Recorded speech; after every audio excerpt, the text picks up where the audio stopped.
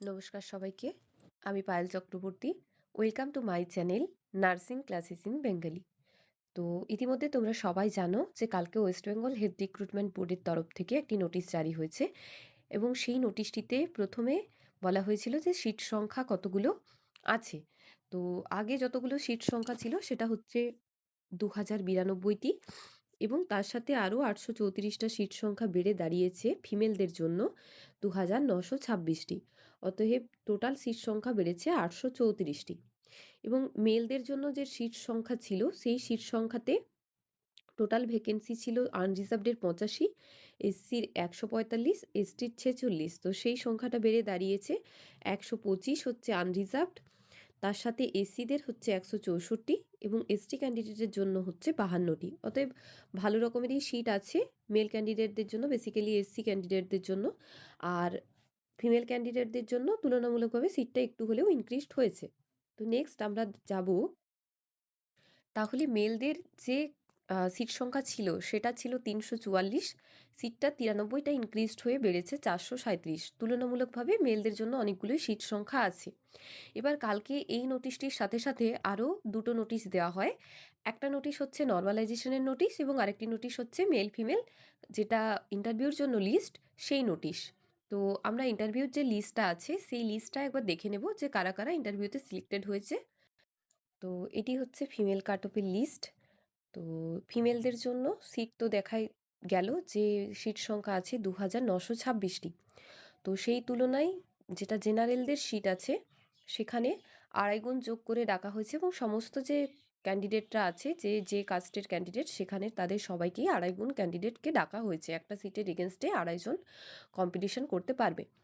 তো সেক্ষেত্রে কি বলা হয়েছে এখানে যে কতজন ইন্টারভিউর জন্য সিলেক্টেড হয়েছে। তো লিস্টটা একটু কাইন্ডলি দেখতেই পাচ্ছ যে এখানে কতজন সিলেক্টেড হয়েছে পরপর যদি যাই তাহলে 155টা পেজ আছে এবং সিলেক্টেড ক্যান্ডিডেটের সংখ্যা প্রায় হচ্ছে 7000 জনের মতো, প্রায় হচ্ছে 6943 জন।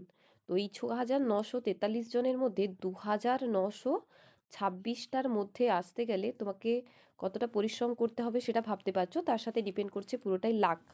লাক অনেকটাই ম্যাটার করছে, কারণ লাক ছাড়া ইন্টারভিউতে পাশ করা সত্যিই অসম্ভব একটা ব্যাপার। কিন্তু তবুও নিজের প্রতি নিজের কনফিডেন্সটা অবশ্যই রাখতে হবে।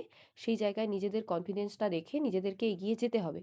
তো এটা গেল ফিমেলদের জন্য। ফিমেলদের কতজন সিলেক্টেড হয়েছে এটাতে দেখা গেল যে 6943 জনের মতো এই লিস্টটাতে আছে। এবার আমরা একটু দেখে নেব মেল ক্যান্ডিডেটের লিস্টটা। তো মেল ক্যান্ডিডেটের জন্য যে সিট সংখ্যা ছিল সেটার আড়াই গুণ ডাকা হয়েছে। তো একটা সিটের এগেনস্টে 2.5। তো দেখতেই পাচ্ছ যে এখানে ডাকা হয়েছে 1011 জনকে। 1011 জনকে কিন্তু ডাকা হয়েছে, তার মধ্যে নেওয়া হবে অনেক কম। যাই হোক, তো সেই সংখ্যাটা হচ্ছে মেলদের জন্য এসসি ক্যাটাগরি যারা আছে এসসি ক্যাটাগরিদের জন্য অনেক ভালো একটা সুবর্ণ সুযোগ আছে এবং যাদের ইডাব্লিউএস আছে তাদের জন্য, তাদের আশা করি কারোরই বাদ যাবে না যাদের এসটি এবং ইডাব্লিউএস আছে এবং যারা মোটামুটি র্যাঙ্কটা ভালো করেছো। তো এই ক্ষেত্রে একটা কথা বলে দিই, অনেকেই বলছে যে আমার র্যাঙ্ক ভালো এসেছিল কিন্তু আমার নাম ইন্টারভিউ লিস্টে নেই বা কিভাবে নর্মালাইজেশন হলো। তো এখানে যে নর্মালাইজেশনের কথা বলা আছে সেটা হচ্ছে জেড স্কোর নর্মালাইজেশন। মানে এই নর্মালাইজেশনটা একটা কোন 3টে যে শিফট 6টা যে শিফট হয়েছে সেই শিফটগুলোকে ভালোভাবে আগে যাচাই করে নিয়ে সেখানে সবথেকে বেশি কত পার্সেন্টেজ কোন শিফটে নাম্বার উঠেছে সেটা দেখে নিয়ে তারপর কিন্তু ওনারা নর্মালাইজেশন করেছেন। তো সেই নর্মালাইজেশনের উপর কারুর নাম্বার বেড়েছে, কারুর নাম্বার হয়তো কমেছে, কিন্তু সেটা যে খুব বেশি নাম্বার 10 নাম্বার 12 নাম্বার এরকম কিন্তু কিছু নয়, কিছু একটা হেরফের হয়েছে। তো সেই জায়গা থেকেই বলছি যে যারা নিজেদের মার্কস নিয়ে খুব চিন্তিত আছো, চিন্তা করার কিছু নেই। নর্মালাইজেশন কিছুটা হলেও হয়েছে। তো এই নর্মালাইজেশনের ব্যাপারটা ছেড়ে দিয়ে এবার হচ্ছে ইন্টারভিউর জন্য যারা যে নাম্বারটা পেয়েছো সেটাই তাদেরকে এখন নিয়ে এগিয়ে চলতে হবে, কারণ ইন্টারভিউর জন্য অনেকটা ম্যাটার করে। তো যে ভালো নাম্বার পেয়েছে সিবিটিতে সে ইন্টারভিউতে ভালো নাম্বার নাও পেতে পারে, আবার যে খারাপ নাম্বার পেয়েছে সিবিটিতে সে ইন্টারভিউর জন্য ভালো নাম্বার পেতে পারে। তো সেটা ডিপেন্ড করছে অনেকটা লাকের উপর এবং তোমার নিজের কথা বলার উপর। তো ইন্টারভিউর প্রিপারেশনের জন্য আজ থেকে অর্থাৎ 15 তারিখ থেকে ক্লাস শুরু হচ্ছে। যদি তোমরা কেউ চাও ইন্টারভিউর জন্য, আমি অলরেডি একটা বিএসসির ক্লাস চলছিল, তো তার সাথে জিএনএমদের ইন্টারভিউর জন্য ক্লাস চালু হচ্ছে। তো যারা যারা চাইছো অনেকেই সেখানে অ্যাড হয়েছে, তোমরা যদি কেউ চাও তাহলে অবশ্যই সেই ইন্টারভিউর ক্লাসটা নিতে পারো। আরেকটা জিনিস যে কেউ নিজের নাম্বার নিয়ে ওভার টেনসড হওয়ার কোনো দরকার নেই, কারণ নাম্বারটা থেকেও এখন সব থেকে বড় যে ব্যাপারটা দরকার সেটা হচ্ছে কনফিডেন্স। যে যা নাম্বার পেয়েছো সব কিছুই ভুলে যাও।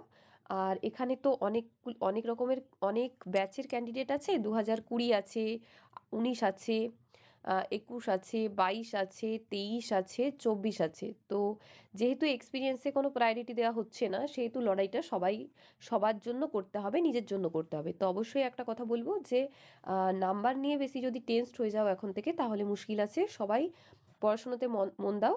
আর তার সাথে সাথে হচ্ছে নিজের প্রতি আত্মবিশ্বাসটা রাখো, কারণ নিজের প্রতি আত্মবিশ্বাস রাখলে আমার মনে হয় যে যে কোনো কাজই, যে কোনো জটিল কাজই করা সম্ভব। তো সেই ক্ষেত্রে সবাইকে বলবো যে যারা যারা ইন্টারভিউর জন্য প্রিপারেশন নিতে চাইছো, ইন্টারভিউর প্রিপারেশনের জন্য ক্লাস শুরু হয়েছে। ক্লাস চলবে 15 তারিখ থেকে ইন্টারভিউ পর্যন্ত। মান্থলি ফিজ আছে, আমাকে মেসেজ করবে, মান্থলি ফিজ আমি জানিয়ে দেবো। অলরেডি আমি বিএসসির জন্য ওখানে অ্যালট করে দিয়েছি, বলে দিয়েছি। তো যারা চাইছো নিতে তারা দেরি না করে তাড়াতাড়ি আমাকে মেসেজ করতে পারো। তো ধন্যবাদ সবাইকে, আজকের ভিডিওটা এই পর্যন্তই রইলো।